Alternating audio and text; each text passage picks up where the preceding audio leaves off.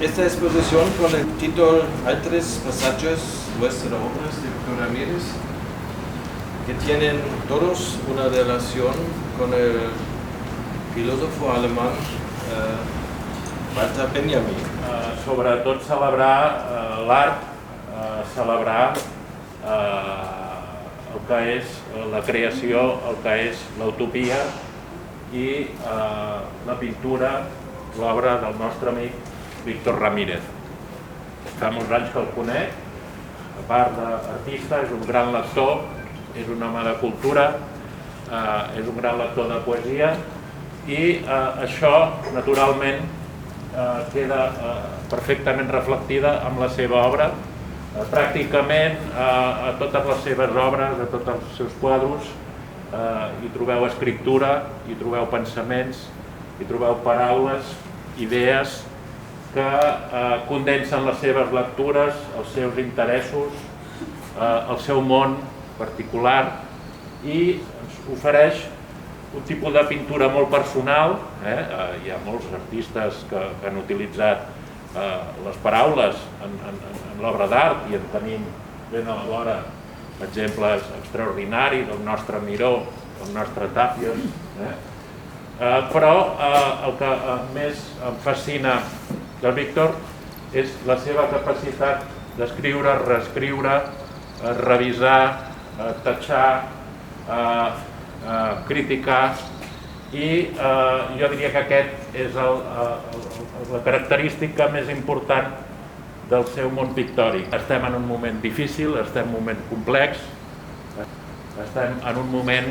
de circulació d'idees que és difícil per a l'artista de simplificar, de quedar-se amb les coses essencials. I com arriba ell, per tant, a aquest art seu, a aquesta pintura que avui, aquest procés de palimpsest, aquest procés de reescriptura que hi ha en totes les seves obres. Era impressionant la capacitat que té de suggerir qualsevol obra d'una manera moltes vegades hermètica, moltes vegades secreta, i són moltes les obres en les quals ens vam entretenir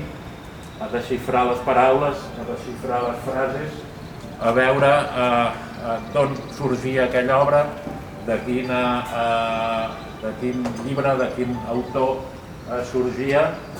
i els darrers temps el Víctor ha estat treballant en l'obra de Benjamin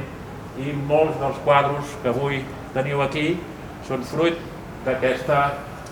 aventura intel·lectual, d'aquesta aventura poètica i fins i tot en els títols podreu veure l'origen d'algunes de les obres. Un poema de Walter Benjamin,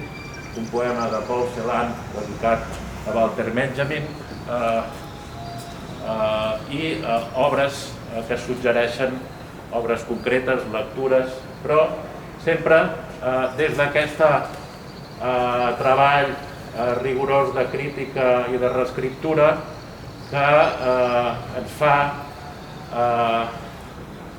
no poder saber exactament què és el que ens està dient. I és